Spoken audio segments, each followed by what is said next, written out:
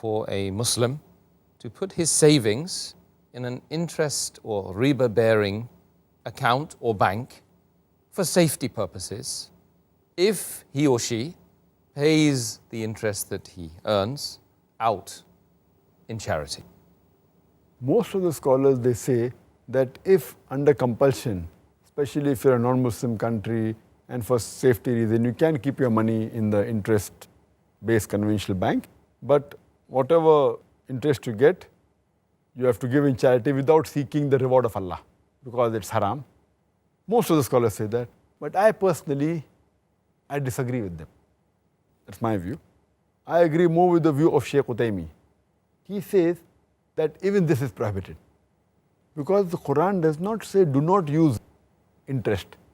If the Quran would have said do not utilize, do not use interest, then the verdict was right. The Quran says don't involve in riba. Don't take, don't give. So if you have to give in charity, first you have to take from the bank. So I disagree with that. If you have to stop the system of riba, you have to totally ban this system. We can't say they'll put for safety and then I'll take the money and give on charity. Indirectly, you're encouraging them. Because the moment you open an account which has got interest, you are signing and giving them permission that you are agreeing with interest with riba. That itself is a sin. So Allah's curse will be on you. Allah and Rasul will wage a war against you.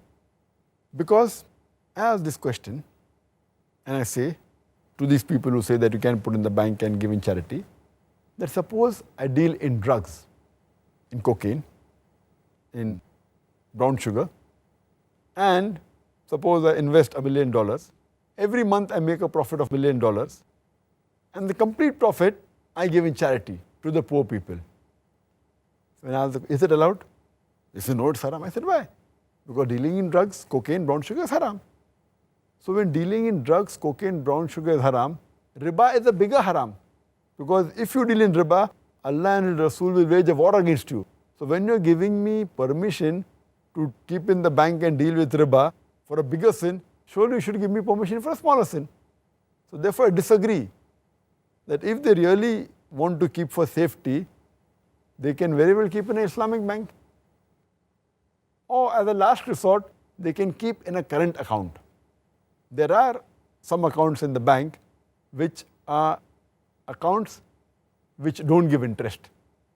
They call it current account. There's no interest at all in that.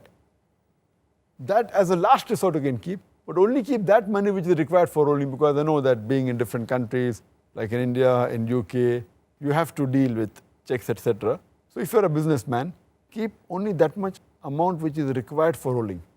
Otherwise you can invest it in property, in real estate, in stocks, whatever it is. And the least if you want for security, you can take a locker and keep hard cash in the bank. I know it's foolish, but yet it is better than involving in riba. At least you'll be safe from Allah and His Rasul.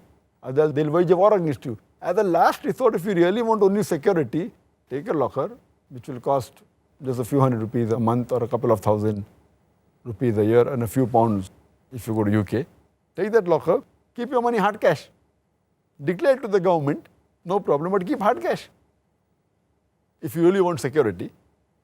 But taking riba and even giving in charity because they're encouraging the system of riba, I consider that to be haram. Okay, I mean, in the UK, alhamdulillah, we do have a few banks now coming up, by the way. So may Allah subhanahu wa ta'ala help us to encourage those organizations to do